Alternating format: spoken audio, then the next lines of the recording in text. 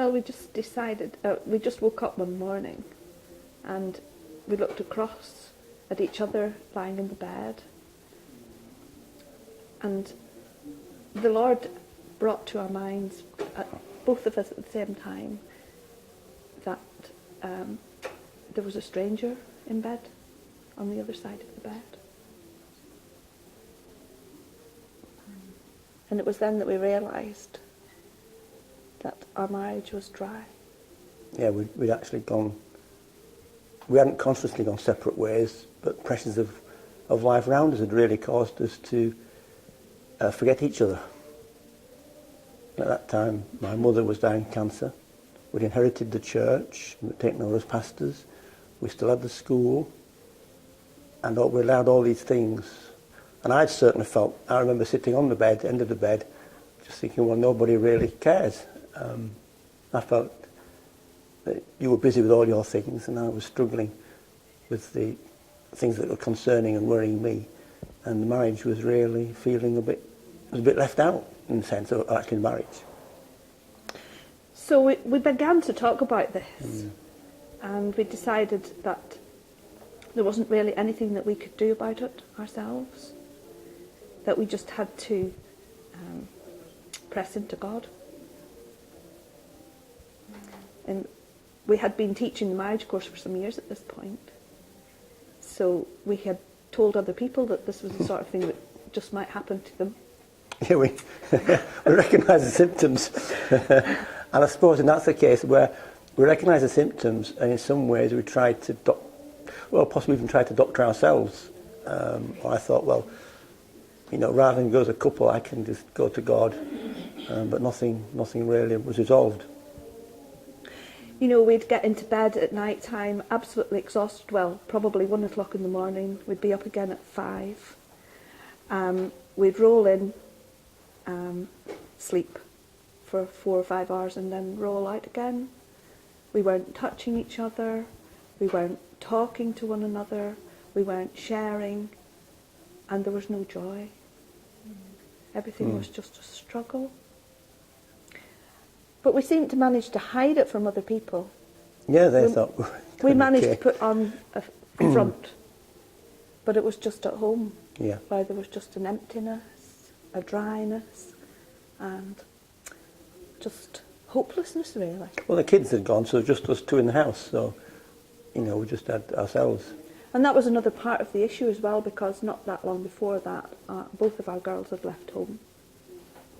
And it was the empty nest, but we filled it with a school and lots of other people to care about, and we put our own things behind us. So then, I suppose, really, it was one of these conferences, Marriage to Equal One of these now, where we were walking on that quiet time on the Saturday afternoon that's for relaxation, and we were walking down the road on the pavement, and we were walking as two separate people. Yeah, the marriage conferences have been like stepping stones for us, and that particular one was the first time that we'd gone to a conference after we realised we had a problem, and we were just walking along side by side. We weren't really talking, but the Lord just showed both of us again. It just kind of came to us at the same time that we were walking along as separately, and that was how we were living our lives, as two separate people, sharing a house, sharing a bed, but not really having anything in common with one another. So we deliberately just stretched across the path and held hands and made a point that we're in this together, and the enemy's not going to separate us. But I remember at that conference, at one of the ministry times, saying that my heart had gone cold, and just like a feeling and so on. Oh, I was just so hurt.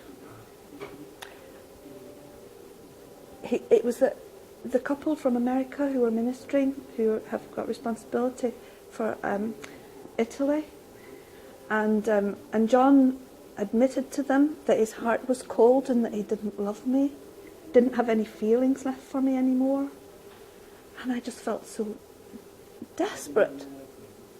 But then, in the days after that, I began to think, and I thought, well, I haven't got any feelings for him either.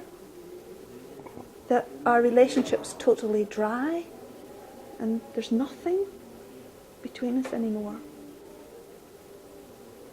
And so, but we determined that we wouldn't give in. That's right. Well, we had come along a long way down the road, 20 odd years at that point. 20 some years. We knew the answers in a sense, but hadn't really applied them to ourselves. I mean, God's the answer.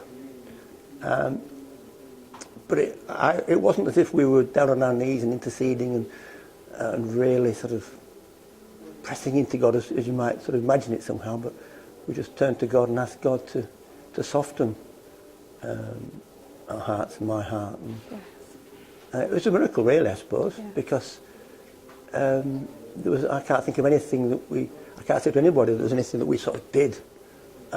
This is like what you must do and this is the steps you must take, because it just sort of... But our recognition of it started to change things. There was another conference that you two spoke at, and it was about being tender to your husband or wife.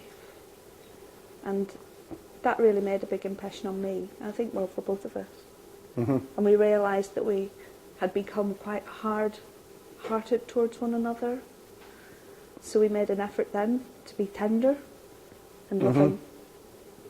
But it's been a long road, and we're still on the journey. We haven't got there yet. I suppose recently we were talking with a couple, weren't we, about marriage, and we were going to do with them the 5 love languages test.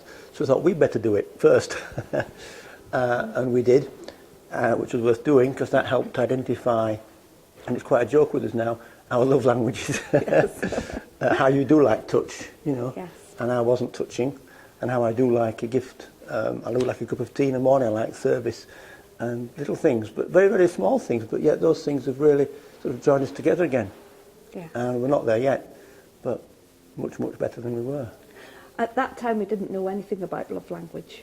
And we didn't understand that the way that I needed to be loved and the way John needed to be loved were different.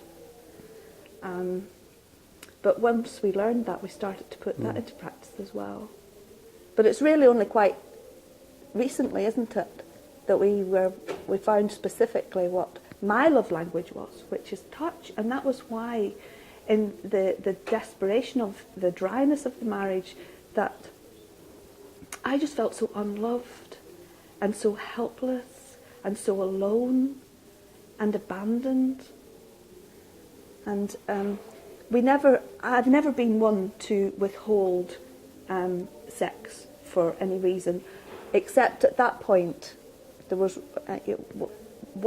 for 2 weeks I went upstairs to the attic and slept up there, and all I wanted John to do was come and put his arms around me, tell me he loved me and invite me back, and he never did that. That's a lesson learned.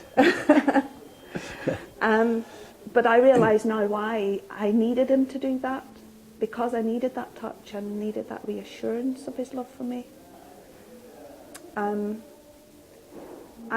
Even in all those years, although I knew that John loved me and I loved him, I never ever felt that he loved me. And we began to realise that that was in Spain, I think. Yes, it was when we went to the conference in Spain.